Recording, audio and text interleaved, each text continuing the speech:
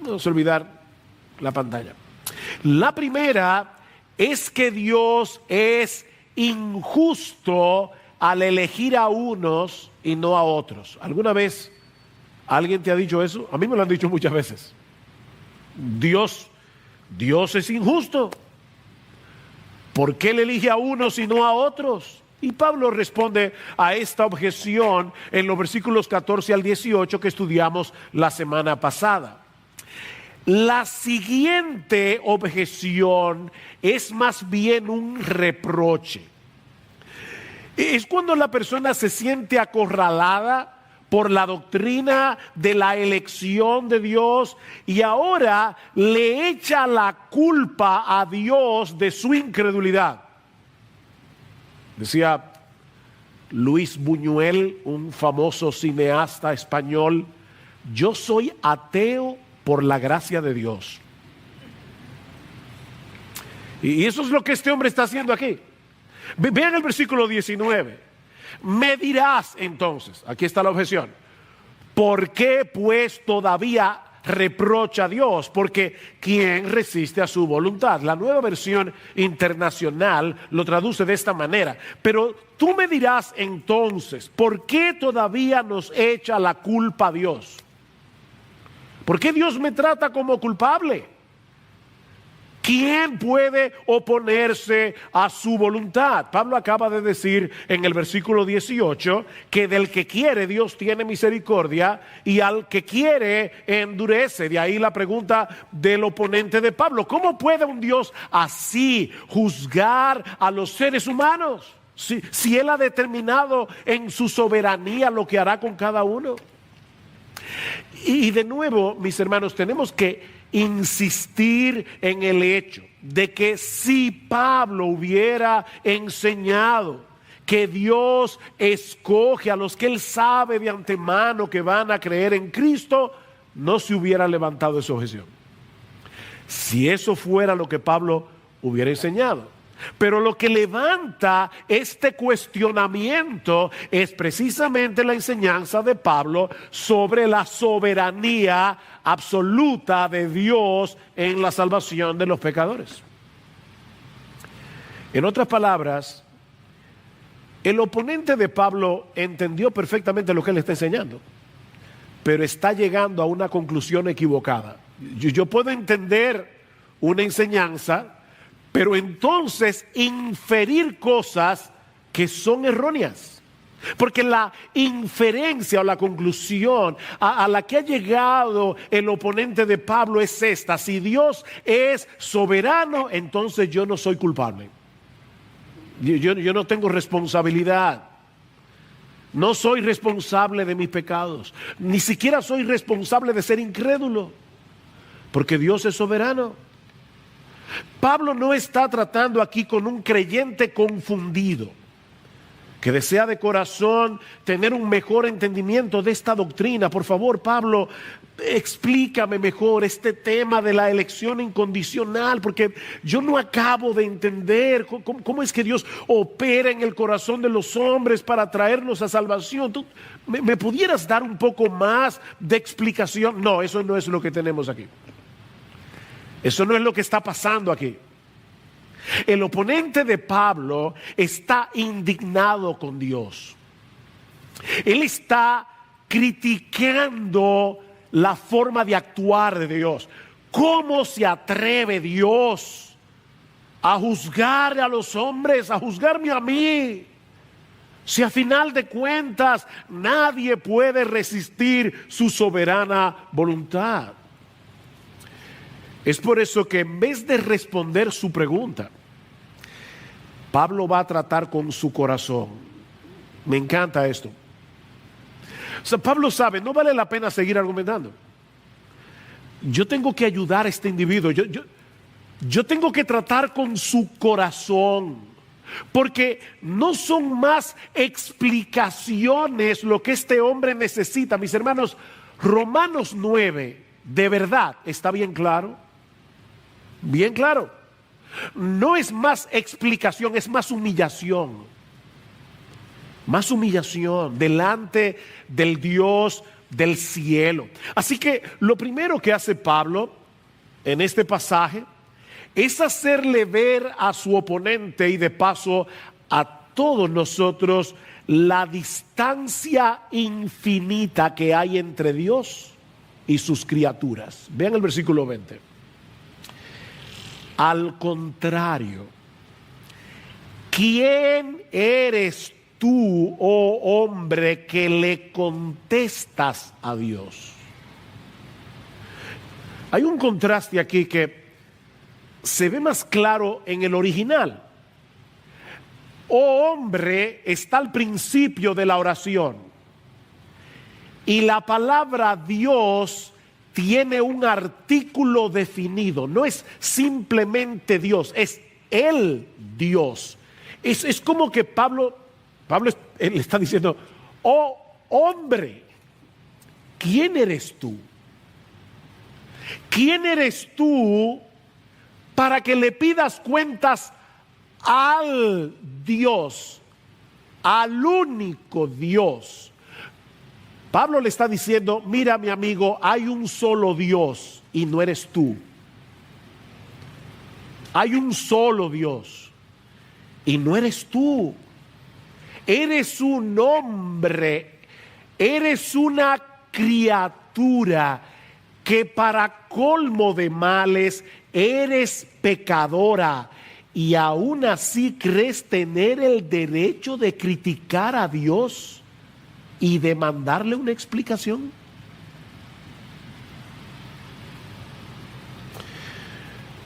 Y Pablo le va a decir, ¿dirá acaso el objeto modelado al que lo modela? ¿Por qué me hiciste así?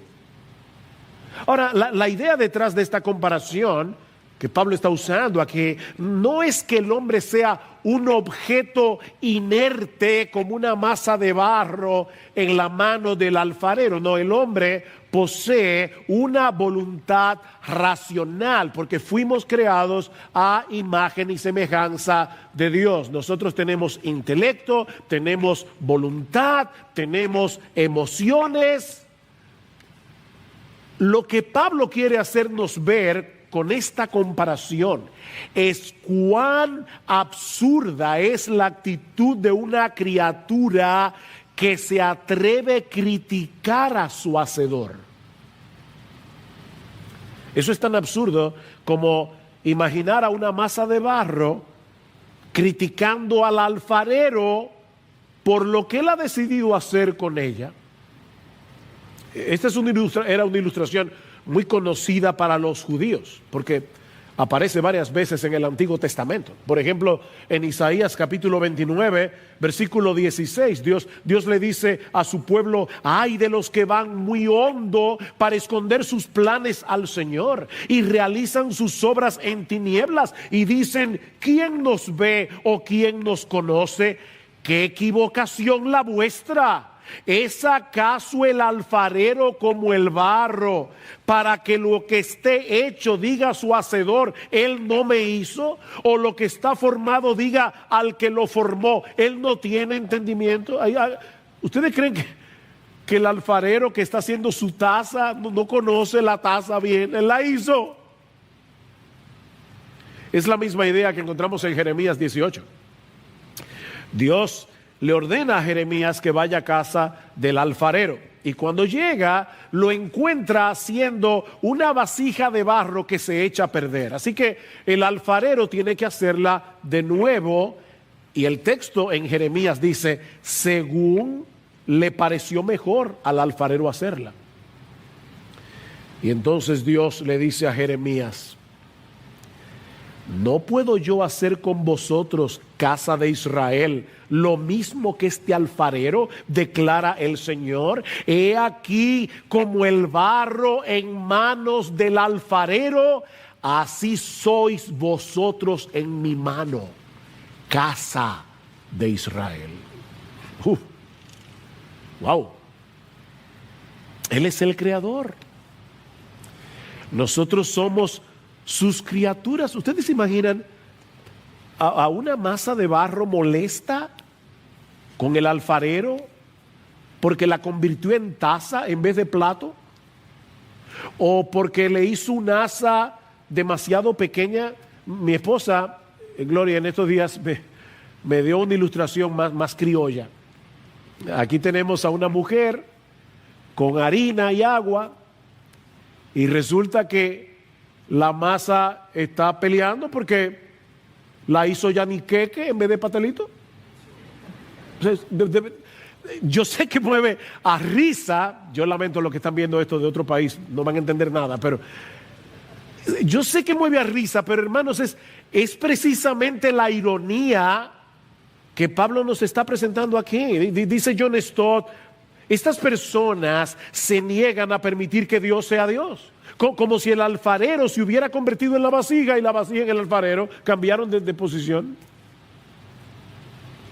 Spurgeon es más contundente. Spurgeon dice: los hombres permitirán que Dios esté en todas partes menos en su trono. Dios puede estar en cualquier lugar menos en su trono. Le permitirán formar mundos y hacer estrellas, dispensar favores, conceder dones, sostener la tierra y soportar los pilares de la misma, iluminar las luces del cielo y gobernar las incesantes olas del océano. Pero cuando Dios asciende a su trono, sus criaturas rechinan los dientes. Ese es el problema. Yo quiero un Dios controlable, un Dios al que yo pueda manipular. Pero ese no es el Dios de la Biblia. Mira, mi amigo, fue Dios el que te dio una mente para pensar y una boca para hablar. De hecho, aún el aire que usas para que tus palabras puedan ser escuchadas, porque si no hay aire no se transmite la voz. El aire que tú usas para que tus palabras puedan ser escuchadas es el aire de Dios. La mente es de Dios, la boca es de Dios, el aire es de Dios.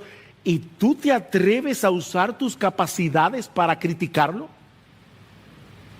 A ese mismo Dios que te mantiene con vida hasta el día de hoy. Mi amigo, tú y yo llegamos ayer a este mundo. Dios es eterno. Eterno. Somos tan frágiles que un pequeño virus que no se ve a simple vista te puede llevar mañana a una clínica entubado o a la tumba. Y Él es el Todopoderoso. Él es el que formó todas las cosas con la palabra de su poder. Miren, yo estoy seguro que la mayoría de los que estamos aquí no somos capaces de entender la teoría de la relatividad. Ustedes conocen la fórmula, muchos, pero ¿de verdad tú me puedes explicar la teoría de la relatividad? Algunos tal vez sí, yo no puedo. Pero déjame decirte algo. La mente de Einstein no era más que una pequeñita gota casi invisible ante el océano infinito de la sabiduría de Dios. Y tú quieres que Dios te explique lo que Él está haciendo.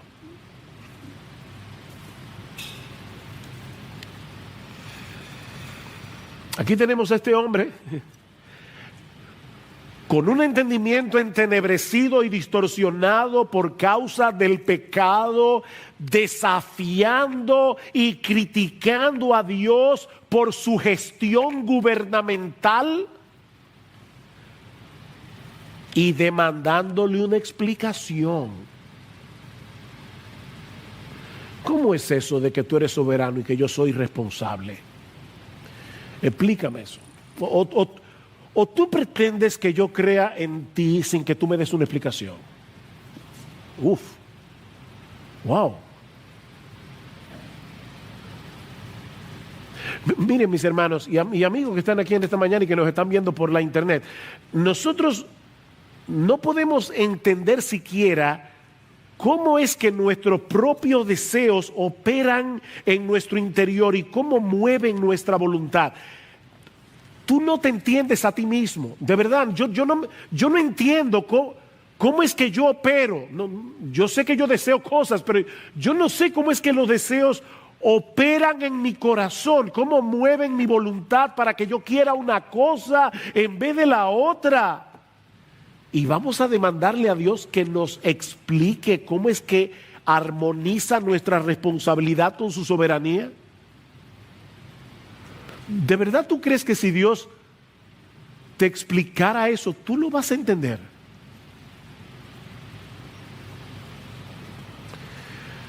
Oh hombre, ¿quién eres tú? ¿Quién eres tú? Asume tu lugar de una simple criatura del polvo. En vez de seguir demandando una explicación que no tienes derecho a exigir y que tampoco tienes la capacidad de entender, mi amigo, acógete humildemente a la gracia y la misericordia de Dios en Cristo, que Él ofrece a todos libremente por medio del Evangelio. A todos. A todos libremente.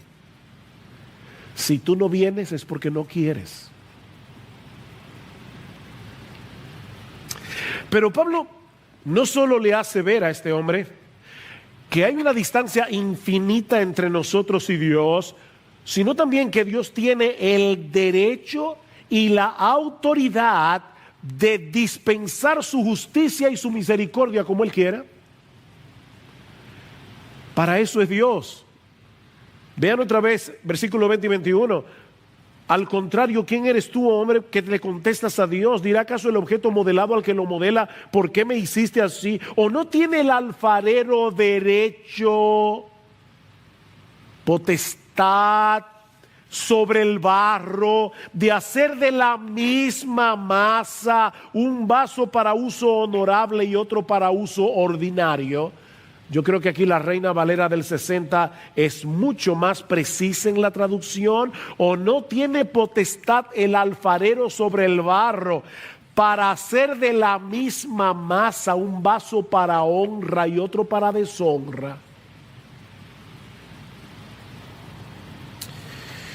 Aquí tenemos al alfarero teniendo en sus manos una masa de barro dañada por el pecado. Eso es importante, mis hermanos. No lo olvides, toda la masa está dañada. Pero él decide hacer de esa misma masa un vaso para honra y otro para deshonra. Él no está actuando con injusticia, como ya Pablo ha demostrado en los versículos 14 al 18, porque toda la masa merece ser destruida en el infierno, toda la masa entera. Mira, mi amigo, lo sorprendente no es que Dios haya decidido tratar con justicia a una humanidad pecadora, sino que haya decidido hacer de esa misma masa vasos para honra. Es la misericordia de Dios y no la justicia lo que debería dejarnos boquiabiertos. La justicia de Dios es entendible. Lo que no es entendible es su misericordia. Sobre todo si tomamos en cuenta lo que Pablo ha dicho anteriormente en los capítulos 1 al 3 de Romanos sobre la culpabilidad del hombre. Yo sé que hace mucho tiempo que nosotros pasamos por esa sección de la carta, pero mis hermanos, no olviden que la carta a los romanos, voy a decir algo aquí como yo suelo decir a veces bien profundo, la carta a los romanos es una carta. ¿Y cómo tú lees una carta? Tú no lees un párrafo hoy, otro párrafo mañana y otro párrafo el mes que viene. Tú la lees de un tirón. Así que los miembros de la iglesia en Roma leyeron esta carta de una sentada de principio a fin. Así que lo que a nosotros nos ha tomado meses, a ellos le tomó 20 minutos, 25 minutos. Hace 20 minutos que ellos pasaron por Romanos 1, 2 y 3. Y en esos primeros capítulos de Romanos, de hecho, solo para que sepan, la carta entera a los romanos dura 55 minutos leído pausadamente. 55 minutos. Entera, los 16 capítulos. En esos primeros 3 capítulos de Romanos, Pablo nos presenta un caso contundente contra la culpabilidad humana, dejando al hombre sin excusas frente a la justicia de Dios. La masa entera está dañada, dice Pablo. Porque la ira de Dios se revela desde el cielo contra toda impiedad e injusticia de los hombres que con injusticia restringen la verdad. ¿Y cómo están restringiendo la verdad? Porque lo que se conoce acerca de Dios es evidente dentro de ellos, pues Dios se lo hizo evidente, porque desde la creación del mundo, sus atributos invisibles, su eterno poder y divinidad se han visto con toda claridad, siendo entendidas por medio de las cosas creadas, de modo que no tienen excusa. No aguanto la tentación de decirles esto. En estos días, Gloria y yo hemos estado viendo algunos documentales y uno de ellos fue acerca de la ley de Benford. Quizás tú nunca en tu vida lo habías oído, yo tampoco. Pero es extraordinaria. La ley de Benford, por Frank Benford, quien la descubrió en el año 1936, consiste en ver, no se lo voy a explicar aquí, pero consiste en ver que en el mundo entero hay un patrón matemático inviolable, en el mundo entero. Tú tomas todos los ríos del mundo, por decirte algo, y tú los pones en orden de mayor a menor, y te vas a dar cuenta que el número que va a dar eso es una curva. Es una curva. ¿Saben cómo? Eso tú lo puedes hacer con tu cuenta de banco, tú lo puedes hacer con tu... Yo no sé con cuántas cosas. Eso es impresionante. La ley de Benford. Y Gloria y yo veíamos el documental y el tipo que está haciendo el documental le decía a las personas, pero ¿cómo es que eso pasa? Y decía, nosotros no tenemos la menor idea. Y yo decía, claro que no tienen la menor idea, porque han sacado a Dios de la ecuación.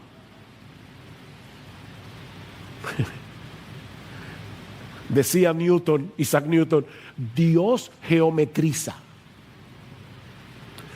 Dios ha hecho un mundo matemático. ¿Saben para qué? Para que la gente que sabe de matemática lo pueda ver. Pero ellos se niegan a ver lo que es evidente. Y Pablo dice, no tienen excusa. No tienen excusa, pues aunque conocían a Dios, no le honraron como a Dios, ni le dieron gracias, sino que se hicieron vanos en sus razonamientos, y su necio corazón fue entenebrecido. Profesando ser sabios, se hicieron necios, dice Pablo. Duras palabras. Y más adelante en Romanos capítulo 3, versículo 19, Pablo va a decir, para que toda boca se calle y todo el mundo se ha hecho responsable ante Dios. ¿Ven? Responsable. Somos moralmente responsables. No somos títeres, no somos robots. Dios es soberano, el hombre es responsable. El hecho de que nuestra mente finita sea incapaz de armonizar ambas cosas no elimina nuestra culpabilidad. De manera que Dios está en su pleno derecho de manifestar su gloria, otorgándole misericordia al que Él quiere y tratando con justicia a los demás. Él tiene derecho. Ese es el argumento de Pablo en los versículos 22 al 24. Y una vez más, voy a citar la Reina Valera, porque creo que que va a ayudar a ver el flujo de pensamiento. Dice el apóstol Pablo, versículo 22, Reina Valera, y que si Dios, queriendo mostrar su ira y hacer notorio su poder, soportó con mucha paciencia los vasos de ira preparados para destrucción, y para hacer notorias las riquezas de su gracia, las mostró para con los vasos de misericordia que Él preparó de antemano para gloria, a los cuales también ha llamado, esto es, a nosotros, no solo de los judíos, sino también de los gentiles. ¿Se dieron cuenta que Pablo 2 veces dice hacer notorio, dar a conocer? Dios hace las cosas como las hace para que su gloria sea más ampliamente revelada por medio de su justicia y por medio de su misericordia. No se trata de una cosa o la otra, son las dos cosas a la vez. Dios tiene potestad de soportar con paciencia la soberbia de los incrédulos, como hizo con Faraón. Una plaga y Faraón resiste. Dios pudo haber dicho, se acabó Faraón. No, y otra plaga, y otra más, y otra más, y Dios soportando a Faraón con paciencia. Algo interesante en el texto es que Pablo deja ambiguo quién fue que preparó esos vasos para destrucción. Él no lo dice. Y de hecho, la voz del verbo que Pablo usa aquí en el original puede ser traducida como una voz media, de manera que es probable que lo que Pablo está diciendo es que esas personas escogieron su curso de acción. Ellos decidieron seguir en impenitencia. Ellos se prepararon a sí mismos para la destrucción. Porque luego Pablo es más explícito, o totalmente explícito, cuando habla de los vasos de misericordia. Dice, Él los preparó de antemano. ¿Ven? Activamente. Él. Dios no hace incrédulo a los incrédulos. Dios no crea maldad en los malos. Él no tienta a nadie, ni puede ser tentado por el mal. No, Dios no hace eso. El malo es malo porque le da la gana ser malo, porque esa es su naturaleza. Somos pecadores. Es una misma masa dañada, ¿ven? Pero tarde o temprano, Dios tiene paciencia. Wow, yo pienso en mí mismo, de verdad. ¿Cuántas veces, siendo un adolescente en mi arrogancia, yo me burlé de Dios? ¿Cuántas veces? ¿Cuántas veces comencé teorías y leí el origen de las especies de Darwin y ya yo creía que era un experto en evolución? Un muchachito de 17 años y ya yo creo que soy un experto. Y Dios esperando con paciencia para luego decirme un día, su gel se acabó, vive. Oh wow, este libro es verdad. No, yo no vengo del mono, me hizo Dios. Gloria al Señor, su mano me formó.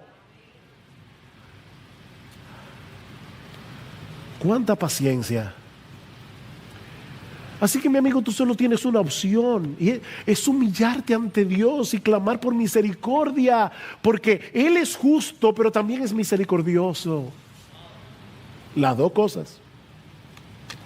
Yo no sé cuántas veces yo he escuchado esta frase, y estoy seguro que tú también. Mi Dios es un Dios de amor,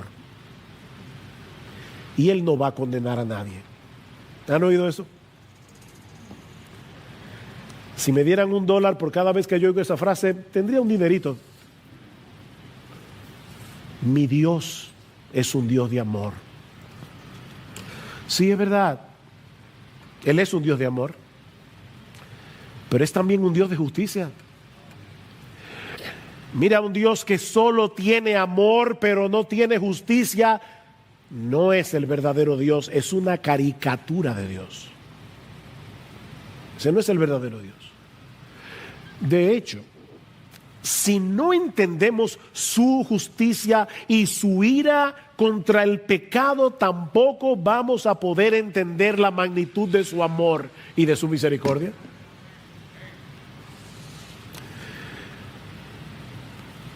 Mis hermanos, ¿por qué la segunda persona de la Trinidad tuvo que hacerse hombre y morir en una cruz siendo inocente? ¿Por qué? Porque Dios es perfectamente justo y Él no puede pasar por alto el pecado. Pero como Él es amor, al mismo tiempo justo y amor, Él decide, la Trinidad decide que Dios, el Hijo, se haga hombre y cargue con mi culpa para que Dios pueda perdonarme y mantener intacta su justicia. ¡Oh, qué gran Dios! ¿Ustedes recuerdan la escena que vimos la semana pasada en Éxodo capítulo 34, cuando Moisés le dice a Dios, muéstrame tu gloria? Y Dios en el capítulo 34 de Éxodo esconde a Moisés en una peña y pasa por encima de él proclamando su nombre, es decir, dándole a Moisés una revelación de su esencia, una revelación de quién él es. Pero mis hermanos, hay una paradoja en lo que Dios le revela a Moisés.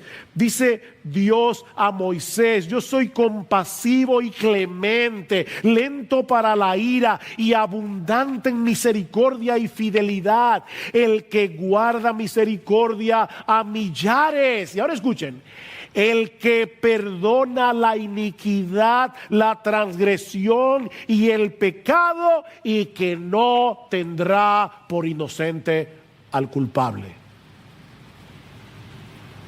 No, espera, aquí hay algo raro. Aquí hay algo raro. ¿Cómo podemos congeniar esas dos cosas? Si Dios no tendrá por inocente al culpable, y todos somos culpables, ¿cómo Él puede perdonar la iniquidad, la transgresión y el pecado? No parece lógico. Él no tendrá por inocente al culpable y todos somos culpables. No puede perdonar a nadie, pero Él dice que Él perdona. ¿Cómo lo hace? Para entender esta paradoja tenemos que meter a Cristo en la ecuación. Tenemos que meter a Cristo en la ecuación. La solución es Cristo. Dios no pasó por alto nuestra culpa para concedernos su perdón, sino que la castigó plenamente en la persona de su Hijo. He ahí la solución del dilema. El justo fue castigado para que los injustos seamos perdonados. Pero mis hermanos, la muerte de Cristo en la cruz no tendría significado a menos que la veamos a la luz de la perfecta justicia de Dios. No tiene sentido. Él tenía que morir porque Dios es justo y Dios no puede hacerse de la vista gorda con el pecado. ¿A ustedes les agrada que nuestros jueces muchas veces se hagan de la vista gorda? Sobre todo con los ladrones de cuello blanco. ¿A ti no te molesta? Porque a mí sí. Queremos justicia. Yo quiero vivir en un país donde haya justicia. Bien, nosotros vivimos en un universo donde habrá justicia, donde Dios tratará a todo el mundo conforme a sus obras. Pero Dios decidió tener misericordia en Cristo.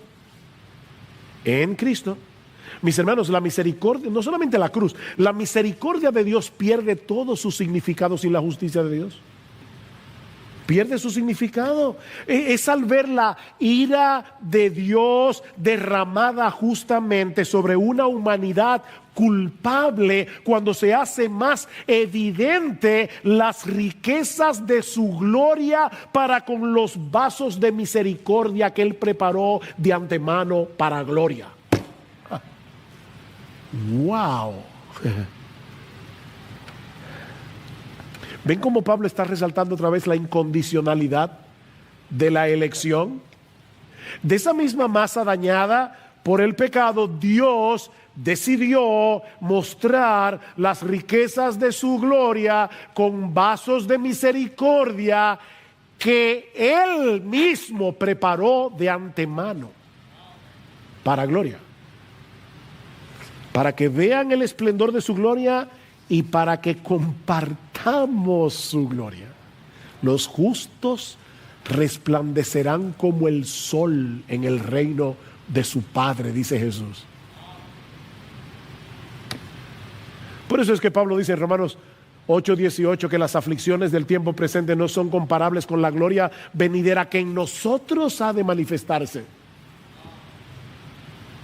Vasos de misericordia. Wow, mi hermano, ¿tú has pensado en ti de esa manera? Yo soy un vaso de misericordia, rebosando de misericordia. Y fui preparado para gloria.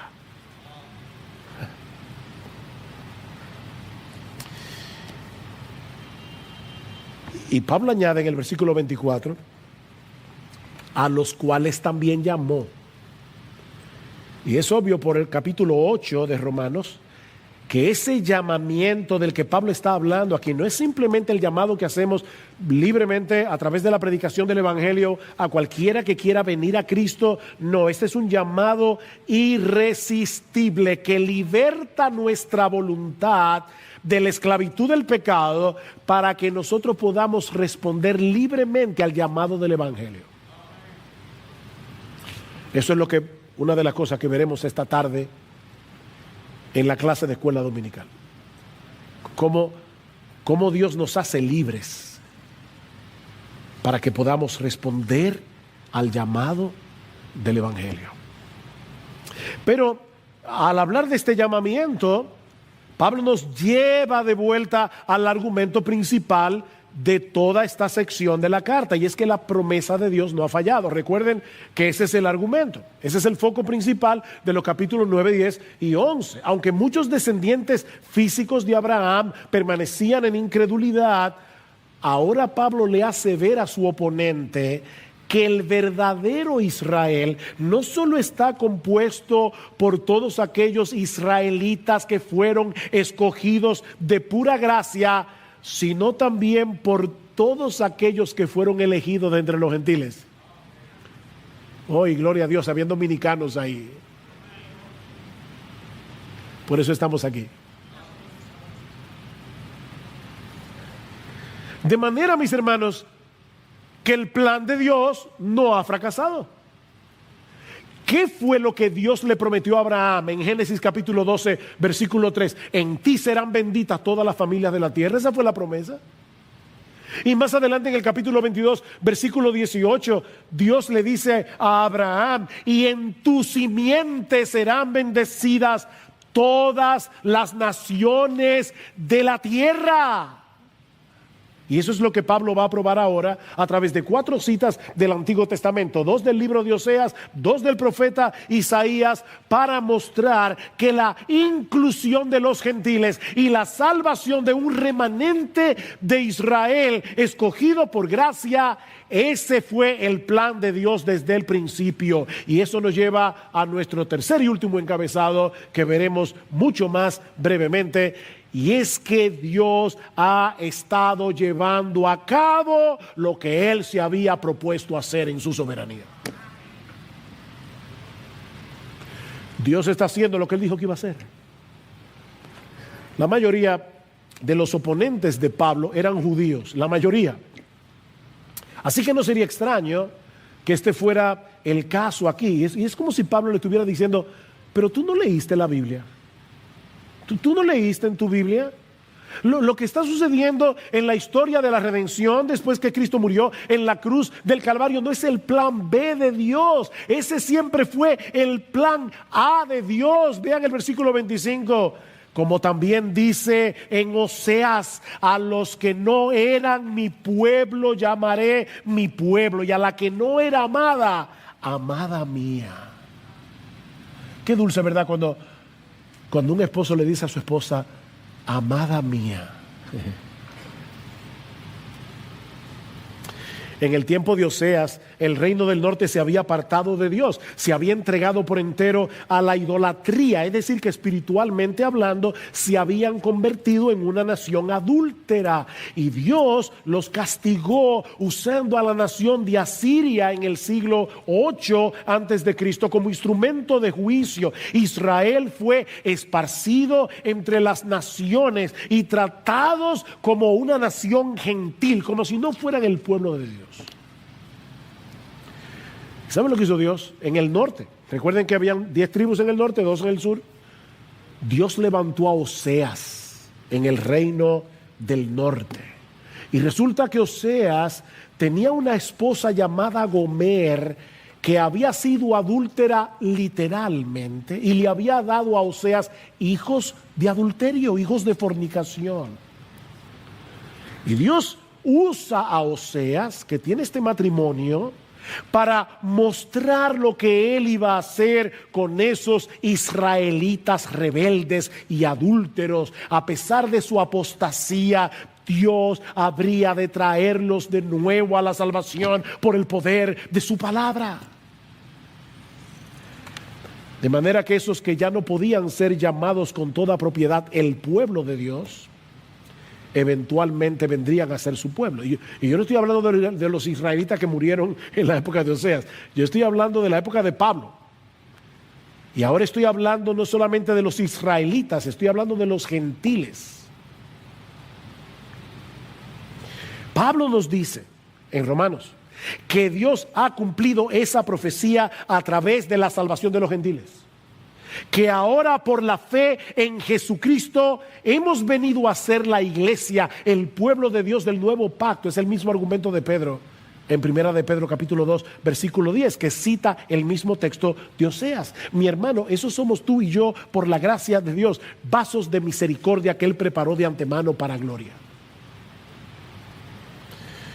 Por causa de nuestra unión con Cristo, nosotros que estábamos apartados de la ciudadanía de Israel, ajenos a los pactos de la promesa, sin esperanza, sin Dios en el mundo, como dice Pablo en Efesios capítulo 2 versículo 12, ahora somos parte de la familia de Dios. Versículo 26. Y acontecerá que en el lugar donde les fue dicho: vosotros no sois mi pueblo, allí serán llamados hijos del Dios viviente. ¿Recuerdan que los hijos de Dios son hijos de la promesa? Romanos 9:8. Aquí está el punto. Nosotros somos hijos de Dios. ¿Por qué? Porque Él lo prometió. ¿Y qué de Israel? ¿Cómo entender que tantos israelitas continúan en incredulidad? Bueno, Pablo va ahora a citar Isaías, versículo 27. Isaías también exclama en cuanto a Israel: aunque el número de los hijos de Israel sea como la arena del mar, solo el remanente será salvo, porque el Señor ejecutará su palabra sobre la tierra cabalmente y con brevedad.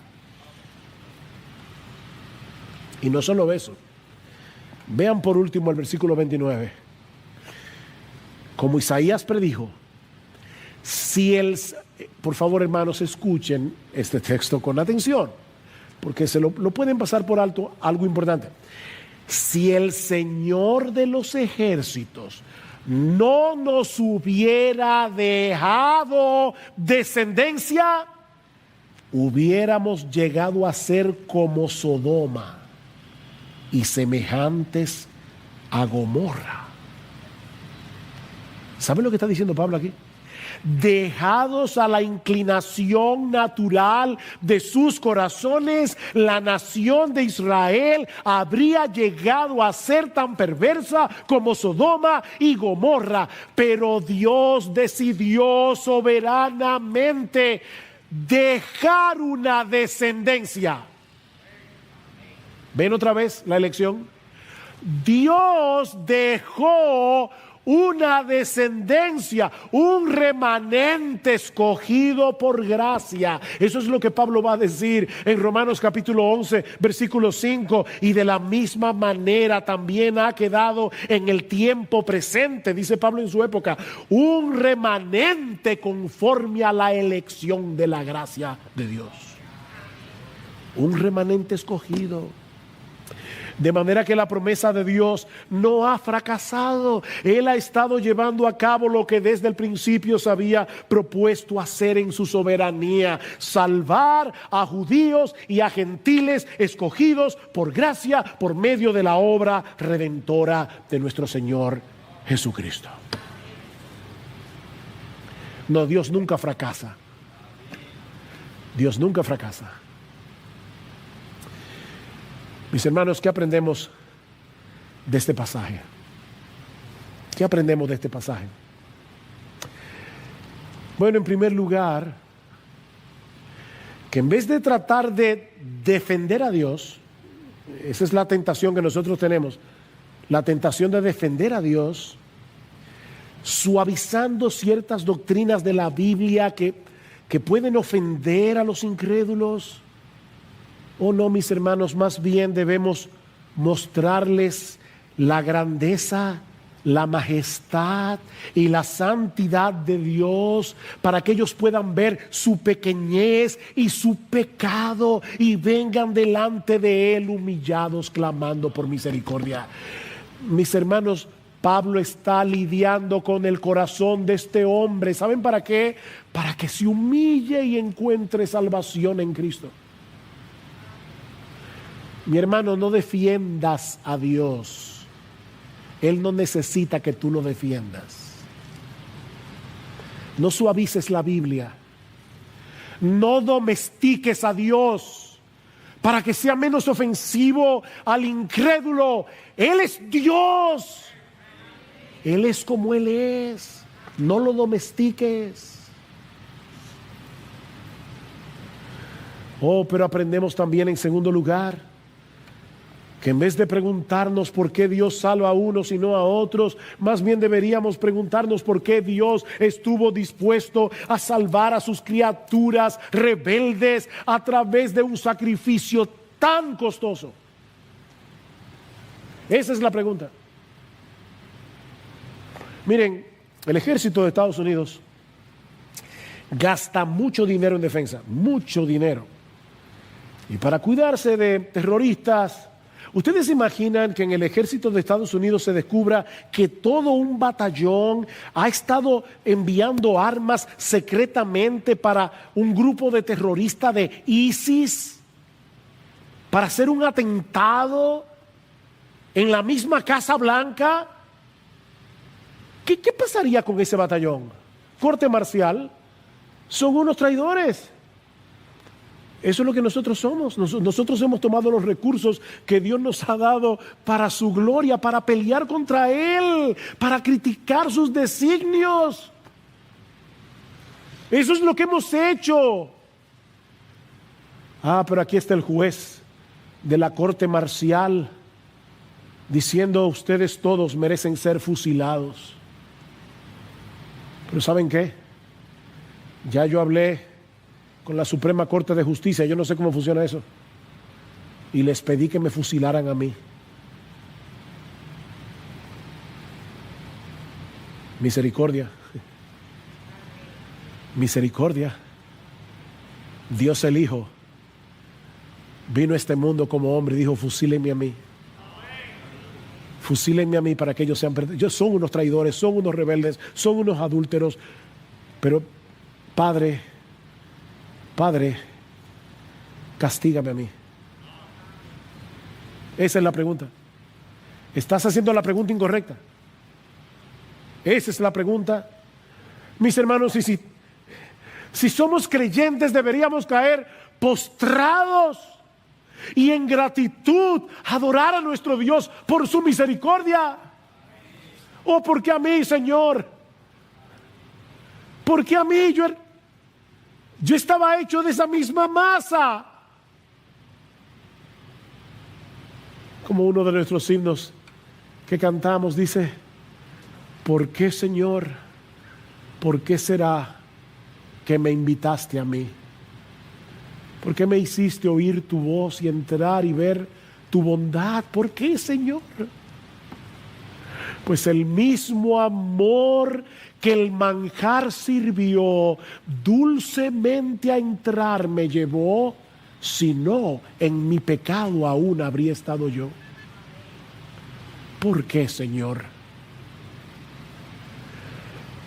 Qué consuelo, ¿verdad? Saber que fuimos preparados de antemano para ser vasos de misericordia. La misericordia nos rodea.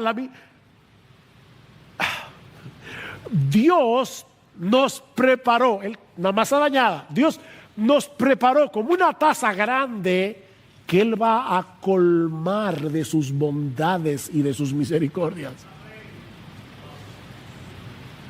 Y al final veremos su gloria.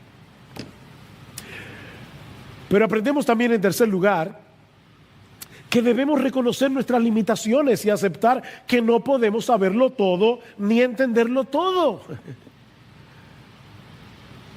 No olvides que aquí estamos tratando con la revelación de la mente de Dios. ¿De verdad tú esperas entenderlo todo? ¿Tú entiendes cómo es eso de que la Biblia fue escrita por hombres pero inspirados por el Espíritu Santo?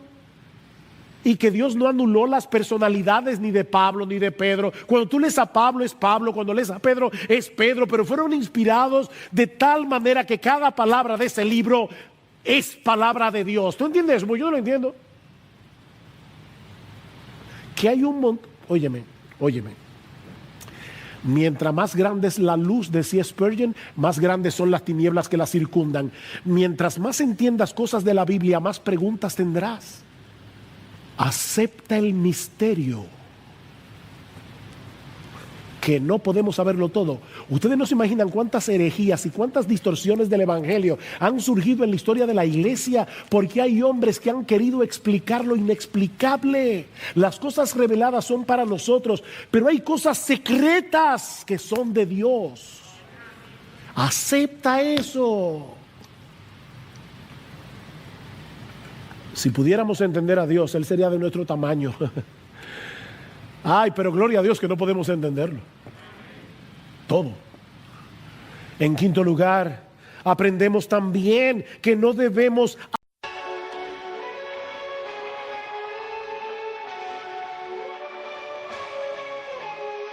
In the depths of night we dance with the stars, lost in the glow of the cosmic bars. Echoes of the nebula, whispers in the dark. Our souls entwined, we spark, we are.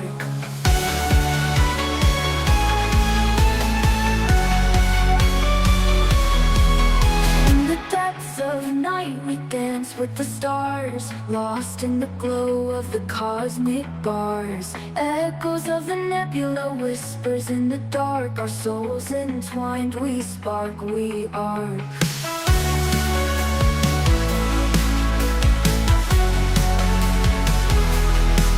In the void we glide, in the spaces between the tides.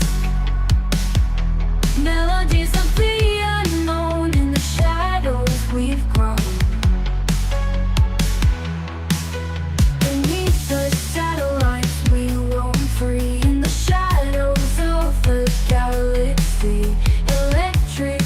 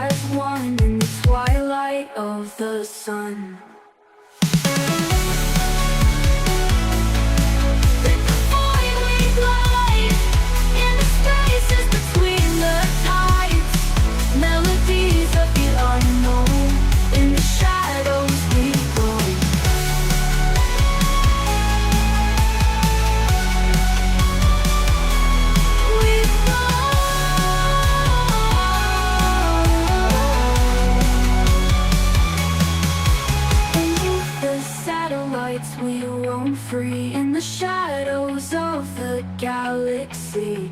Electric hearts we beat as one in the twilight of the sun.